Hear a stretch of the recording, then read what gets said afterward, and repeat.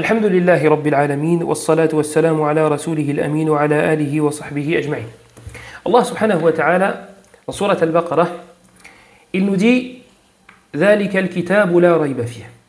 On a parlé précédemment du premier verset de Surat al-Baqarah, on va donc passer au deuxième. Mais avant, j'aimerais qu'on fasse un petit retour vers Surat al-Fatiha. Surat al-Fatiha, elle contient une invocation. Ihdina as-sirat al-mustaqim. Guide-nous sur le droit chemin. Ce droit chemin, c'est le chemin du prophète sallallahu alayhi wa sallam et de ceux qui l'ont suivi. Le chemin auquel fait référence Allah subhanahu wa ta'ala dans Surat al-Nisa.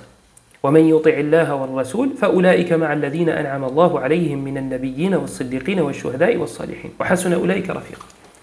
طيب, c'est quoi le munasabah? Quel est le lien entre cette dua-là et le début de Surat al-Baqarah?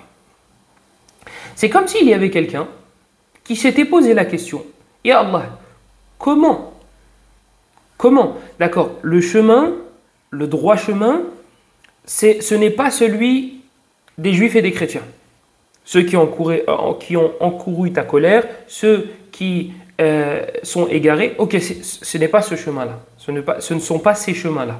Taïb, c'est quel chemin? C'est le chemin du messager et de ceux qui l'ont suivi. Taïb, comment ذَلِكَ الْكِتَابُ لَا رَيْبَ فِيهِ هُدًى لِلْمُتَّقِينَ. Allah, il décrit ce livre comme étant une guidée pour les pieux. C'est ce que tu cherches, non?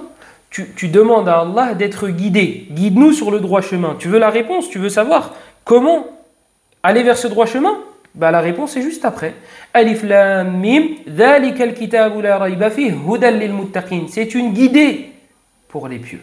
Tu as la réponse à cette question-là juste après la Fatiha. Juste après. طيب, ذَلِكَ الْكِتَابُ لَا رَيْبَ فِيهِ. Voici le livre au sujet duquel il n'y a aucun doute. عَادَةُ الْمُؤَلِّفِينَ. L'habitude des auteurs. Lorsqu'ils commencent un livre, lorsqu'ils commencent un ouvrage, نعتذر لما صدر منا من أخطاء في الطبعة التي صدرت من قبل. On s'excuse l'auteur, en introduction, il va te dire: je m'excuse parce qu'en fait l'édition précédente il y avait des erreurs, j'avais pas fait attention. Le même auteur, troisième édition, le livre a été corrigé une troisième fois. Il te refait une troisième édition du livre. Il te dit: là je me suis rattrapé par rapport aux erreurs qu'il y avait dans les deux éditions précédentes. Et vous savez que ça dépasse parfois les 10. Facile. Et vous savez que ça émane même de grands savants.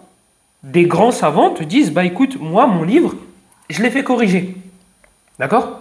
Donc du coup, il y a eu un tahqiq de la part d'un alim, d'un savant, et il a corrigé mon livre, donc du coup je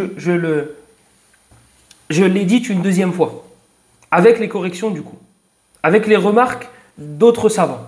Troisième, quatrième, cinquième. Amma Rabb subhanahu wa ta'ala. Quant à notre Seigneur, il commence son livre directement. Avec quoi? ذَلِكَ الْكِتَابُ لَا رَيْبَ فِيهِ. Voici le livre au sujet duquel il n'y a aucun doute. لَا شَكَّ فِيهِ وَلَا مِرْيَةَ فِيهِ بِوَجْهٍ مِنَ الْوُجُوهِ. Il est impossible que le doute parvienne. Il est impossible qu'une quelconque tâche ou qu'un quelconque défaut lui soit trouvé. لو كان من عند غير الله لوجدوا فيه اختلافا كثيرا. Si il émanait d'un autre qu'Allah subhanahu wa ta'ala, ils auraient trouvé plein de contradictions. Il vient de la part d'Allah.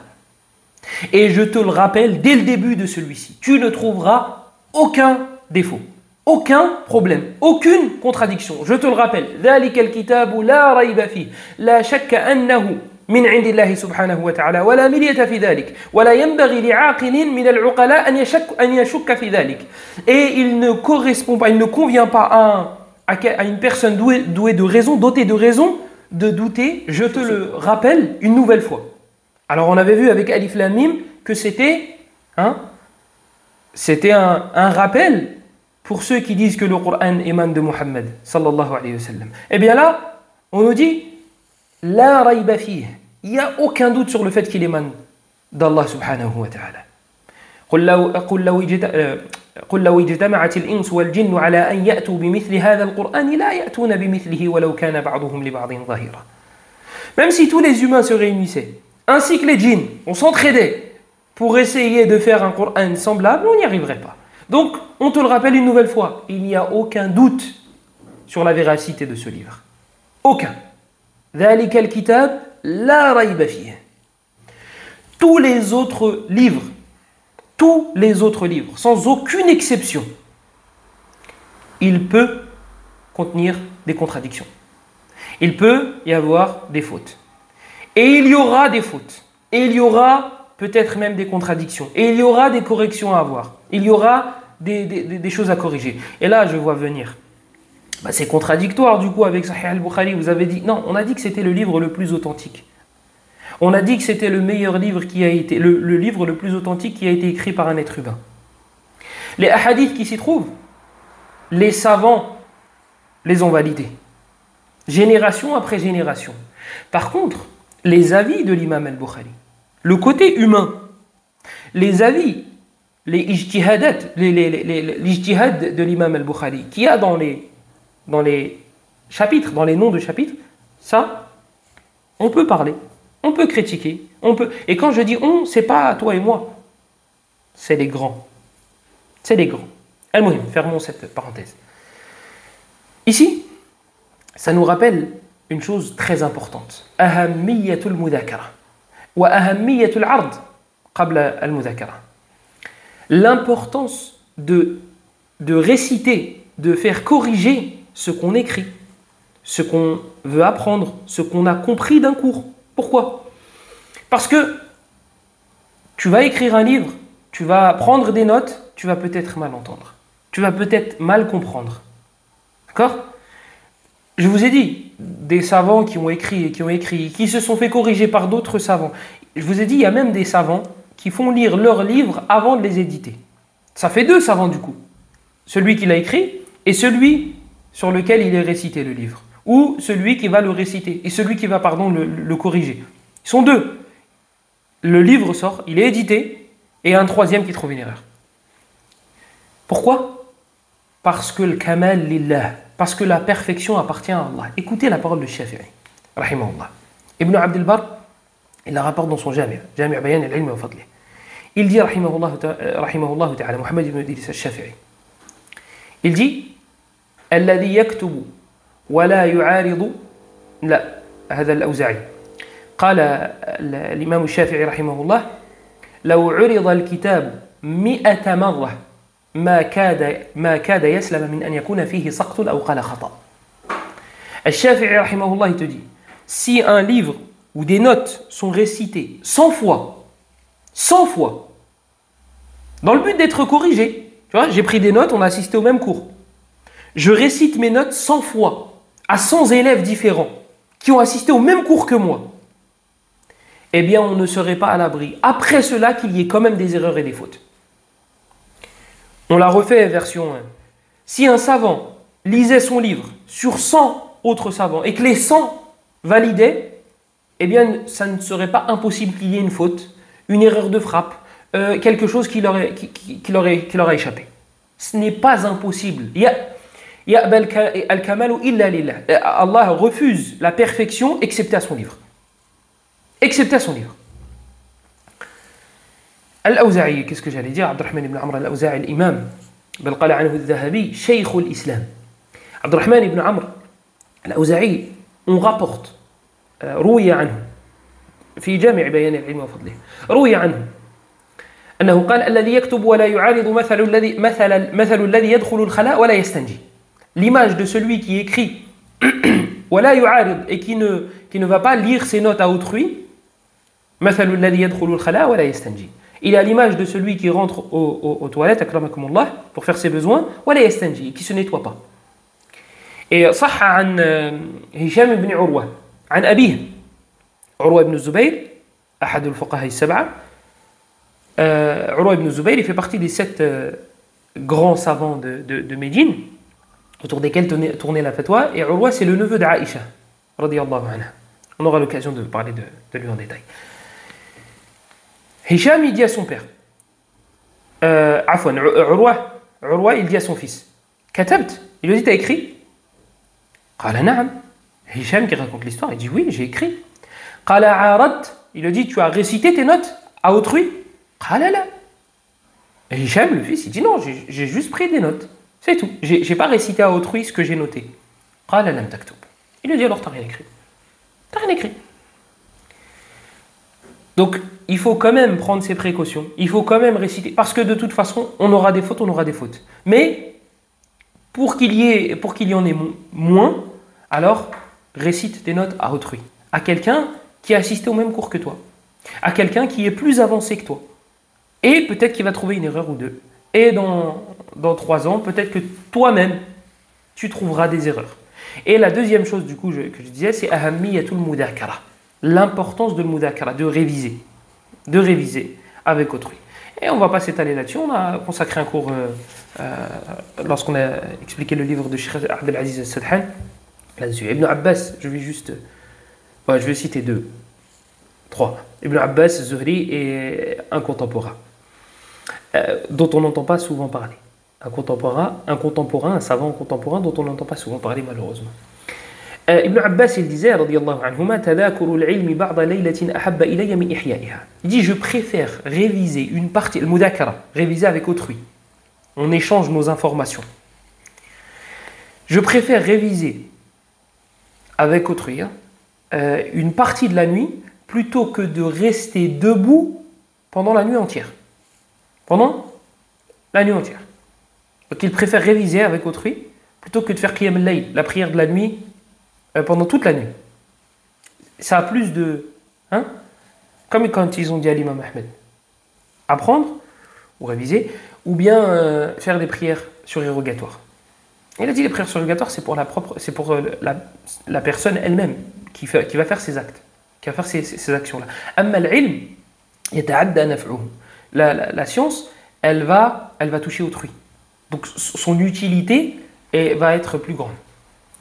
Deuxième, c'est Zuhri. Il disait innama yudhibu al-ilm an-nisyan wa tarku al-mudhakara. Ce qui fait partir la science, c'est l'oubli, le fait de délaisser le mudhakara, réviser avec autrui. Et il y avait une histoire avec lui, avec la Jaria, qui le réveillait au milieu de la nuit. Il disait écoute. Urwa, il m'a dit que tel a dit. Et Foulan, il m'a dit que tel a dit. Allez, Foulan, qu'est-ce que tu me racontes? On est au milieu de la nuit, tu me réveilles pour ça? Et je comprends rien à ce que tu me racontes. Je sais que tu comprends rien. Innama sami'tuhu al-an fa aradtu an astadhkirahu. Il a dit, je l'ai entendu là, pendant mon dars, pendant le cours auquel j'ai assisté, et j'ai voulu réviser avec quelqu'un. Voilà. Le savant contemporain, c'est Hammad al-Ansari, rahimahullah ta'ala. Il disait لاحظت أن طلبة العلم لا يتذاكرون العلم في هذا العصر. Il disait, rahimahullah, j'ai remarqué que les étudiants à notre époque ne révisent pas avec autrui et ne révisent pas eux-mêmes seuls. Oui, on a détaillé, on a donné plus de athar et de récits et de qawa'id concernant le mudhakara dans le livre auquel j'ai fait référence tout à l'heure. Allah subhanahu wa ta'ala nous dit ذلك الكتاب لا ريب فيه. ذلك اسم إشارة للبعيد. ذلك c'est un pronom démonstratif pour ce qui est loin. Donc certains ulama se sont posé la question. Est-ce que c'est vraiment voulu ou bien non? Là, la distance n'est pas voulue. La réponse de certains savants, c'est que ici ça fait référence à uluw al-Qur'an, uluw martabatihi fil kamal. Ça fait référence à son élévation au niveau de son rang, de son statut au Qur'an. Donc, dhalika, même si c'est pour quelque chose qui est loin, eh bien, même si là le Qur'an est proche, c'est une façon de te faire comprendre, toi qui comprends bien l'arabe, que ce Qur'an est élevé au niveau de son statut, au niveau de son rang. C'est un Qur'an la ya'tihi al-batilu min bayni yadayhi wa la min khalfihi. C'est un Qur'an qui n'est pas touché par le faux, qui n'est pas touché par les contradictions, qui n'est pas touché par quelque chose de négatif. Le Coran a atteint la perfection. Et c'est pour cela qu'il est élevé. Donc, on a parlé avec on a utilisé ذلك, Allah subhanahu wa ta'ala a utilisé ذلك pour te faire comprendre cela. ذلك الكتاب يعني ذلك القرآن يعني القرآن. Voici le livre يعني القرآن. لا ريب فيه. الريب هنا بمعنى الشك كما سلف. Ici, le mot ريب, il fait référence au mot doute. Mais ça ne veut pas dire que parce qu'ici il veut dire doute, dans tous les autres textes il voudra dire la même chose. On a dans le hadith de Ali ibn al-Hussein radiyallahu anhu, de Al-Hassan ibn Ali, Al-Hassan ibn Ali radiyallahu anhuma.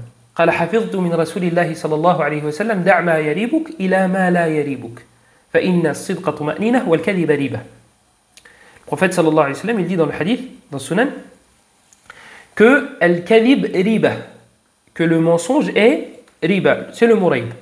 Sauf qu'ici, les savants nous disent, c'est qalaqun nafsi wa ttirabuha wa la yanhasiru fi shak. Que ici, le mot rib, il n'est pas restreint au mot doute. Qalaqun nafsi wa ttirabuha wa qad nassa ala hadha ibn Taymiyyah wa ibn al-Qayyim wa ibn Rajab rahmatullahi alayhim jami'an. طيب.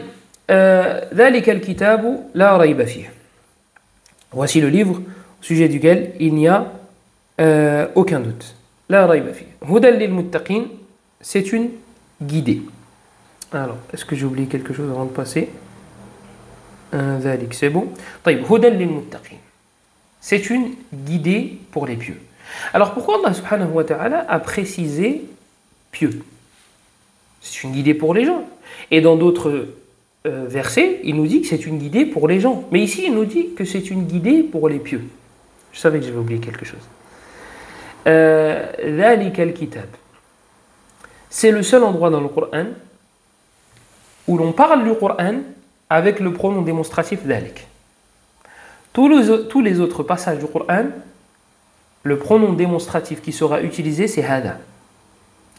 Vous avez par exemple إن هذا القرآن يقص على بني إسرائيل إن هذا القرآن يهدي للتي هي أقوم في الحج في آخرها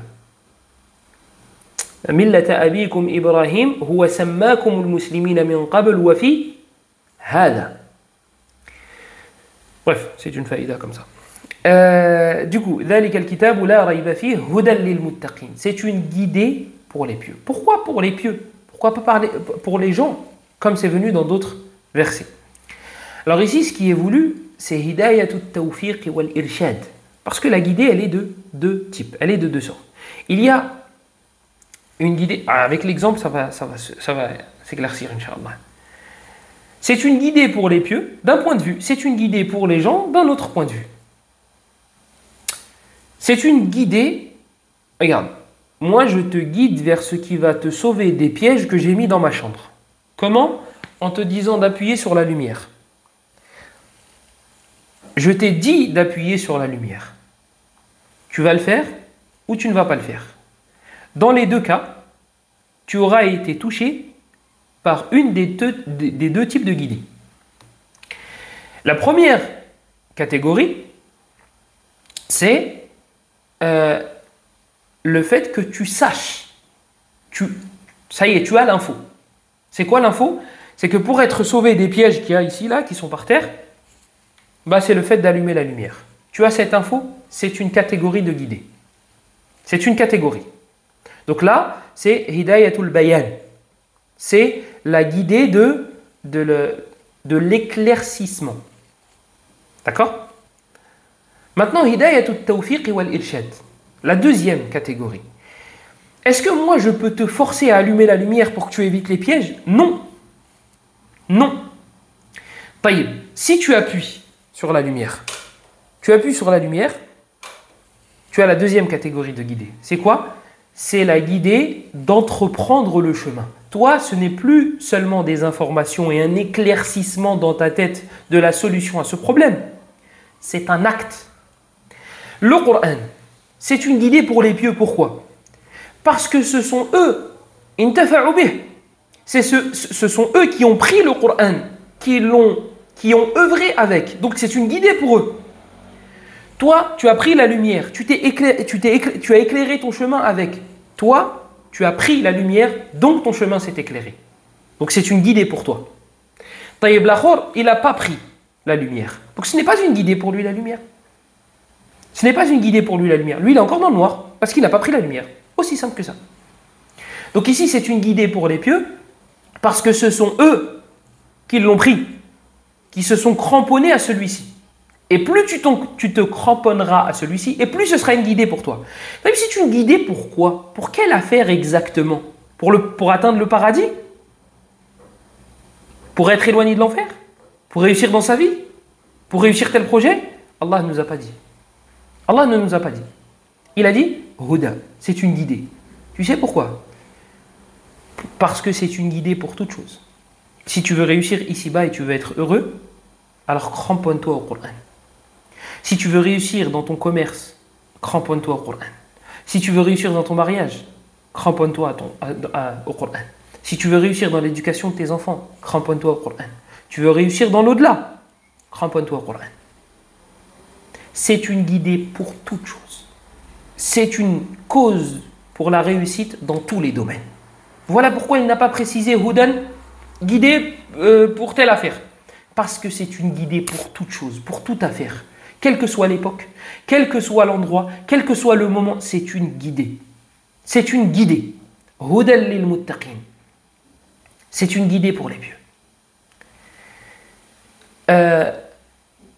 Allah subhanahu wa ta'ala, quand il nous a décrit le Coran juste avant, la rayba fihi. Hudan lil muttaqin alladhina yu'minuna qabl. ذلك الكتاب لا ريب فيه, lorsqu'il nous a dit qu'il n'y avait aucun doute au sujet de celui-ci,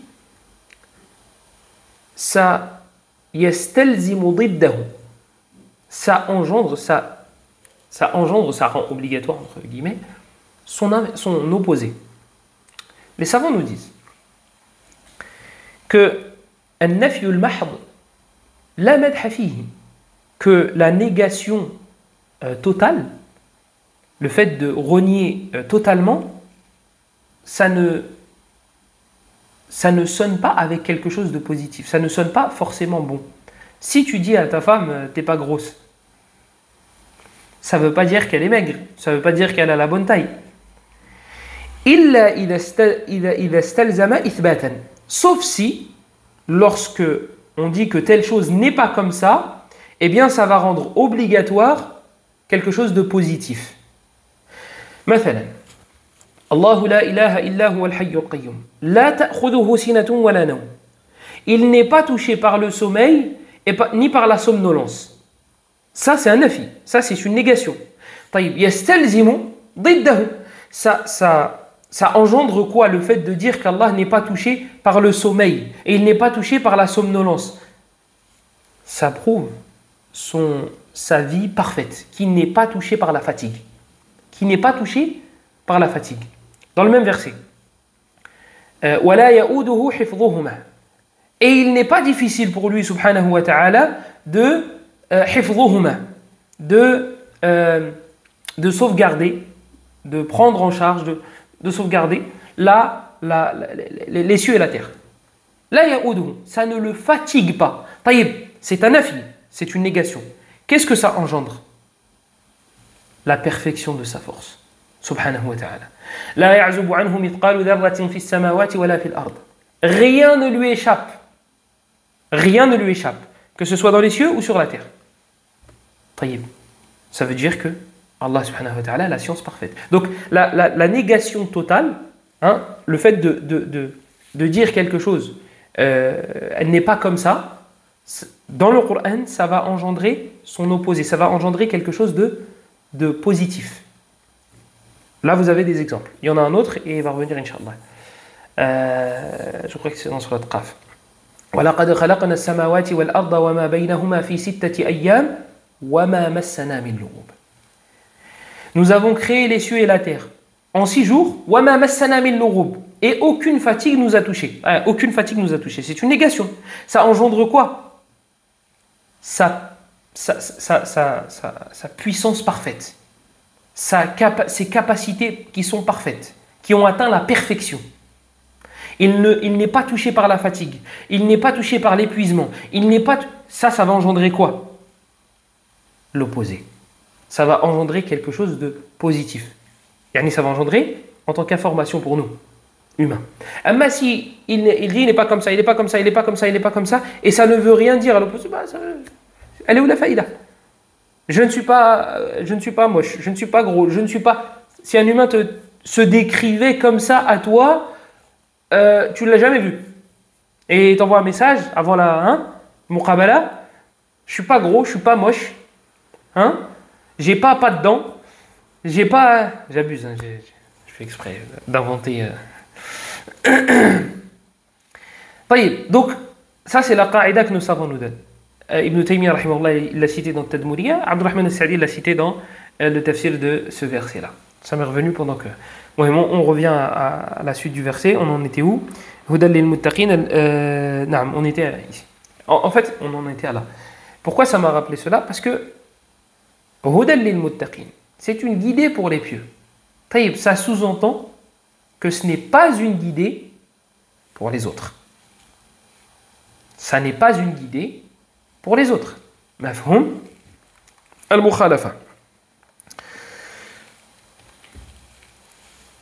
Est-ce que, du coup, le Coran est l'opposé, est un égarement pour les autres? Quand je dis les autres, je parle bien évidemment en premier lieu des kuffars, des mécréants. Allah subhanahu wa ta'ala nous dit dans surat Al-Ma'idah وَلَا يَزِيدَنَّ كَثِيرًا مِّنْهُمْ مَا أُنزِلَ إِلَيْكَ مِنْ رَبِّكَ طُغْيَانًا وَكُفْرًا. Il nous dit dans surat At-Tawbah وَإِذَا مَا أُنزِلَتْ سُورَةٌ فَمِنْهُمْ مَنْ يَقُولُ أَيُّكُمْ زَادَتْهُ هَذِهِ إِيمَانًا فَأَمَّا الَّذِينَ آمَنُوا فَزَادَتْهُمْ إِيمَانًا وَهُمْ يَسْتَبْشِرُونَ وَأَمَّا الَّذِينَ فِي قُلُوبِهِمْ مَرَضٌ فَزَادَتْهُمْ رِجْسًا إِلَى رِجْسِهِمْ وَمَاتُوا وَهُمْ كَافِرُونَ. وقال تعالى وننزل من القرآن ما هو شفاء ورحمة للمؤمنين ولا يزيد الظالمين إلا خسارة. وقال تعالى قل هو للذين آمنوا هدى وشفاء والذين لا يؤمنون في آذانهم وقر وهو عليهم عمى. Allah subhanahu wa ta'ala nous dit explicitement ce qui vient d'être compris du verset. Lorsqu'on prend mafhum al-mukhalafa, donc on prend l'inverse du verset, Hudal lil muttaqin, une guidée pour les pieux. Donc, pour ceux qui ne sont pas pieux, ce n'est pas une guidée. Ça. Mafhum al-mukhalafa.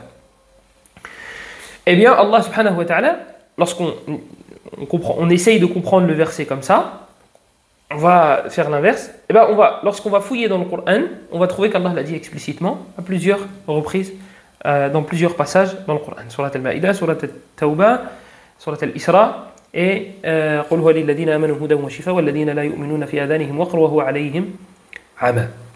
C'est surat Fussilat. Non, c'est surat Fussilat. Donc, ce n'est pas une guidée. Et on a expliqué le pourquoi du comment.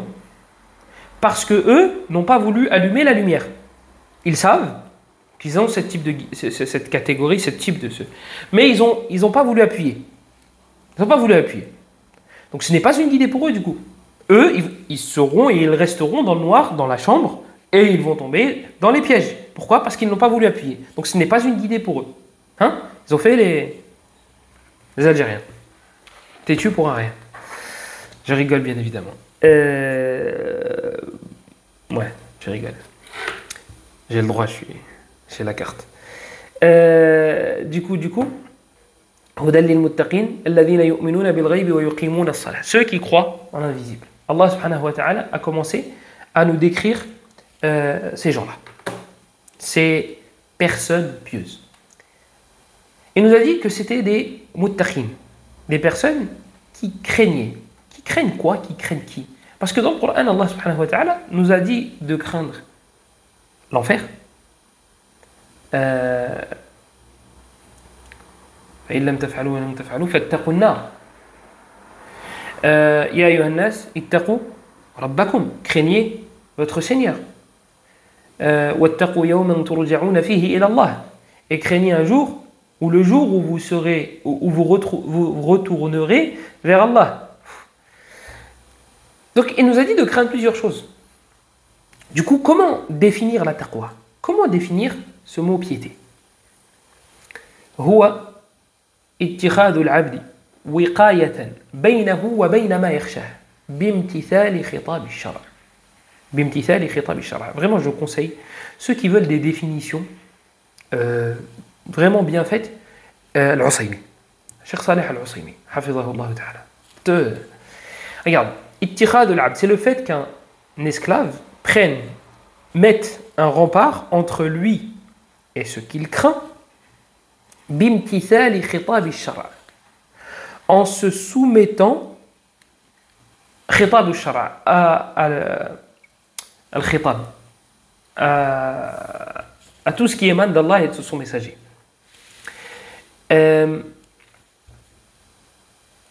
Pourquoi il n'a pas dit bifi'li al-awamir wa tarki al-nawahi? Craindre Allah ou mettre un rempart entre lui et ce qu'il craint en faisant ce qu'Allah a ordonné et en délaissant ce qu'Allah a interdit. Pourquoi? Tout ça c'est l'Usaymi, hafizahullah ta'ala, vous pouvez trouver facilement. Il dit pour que puisse rentrer dedans la croyance. Allahu khaliqu kulli shay. Allah est le créateur de toute chose. Là, je ne vais pas faire un acte et je ne vais pas délaisser quelque chose d'interdit. C'est une croyance qui est en rapport avec mon cœur. Donc du coup, en donnant la définition qu'on a donnée précédemment, cela rentre dedans. Croire ce à quoi Allah subhanahu wa ta'ala m'a dit de croire. اتخاذ العبد وقاية بينه وبين ما يخشاه, pardon. Mettre entre toi et ce que tu crains, qu'il n'a pas dit, mettre entre toi et l'enfer. Parce que sinon, ce n'est pas la crainte d'Allah. La définition n'est pas complète. Donc, entre toi et ce que tu crains quoi? Tu crains qui? Tu crains l'enfer, tu crains Allah, tu crains le jour dernier. Donc, tout ça rentre dedans. Et un mot pour réunir tout ça, al-khidlan. Al-khidlan. Ce que l'esclave craint, c'est al-khidlan, l'humiliation. Il craint d'être humilié. امتثال خطاب الشرع سبق أن تكلمنا عن هذا. طيب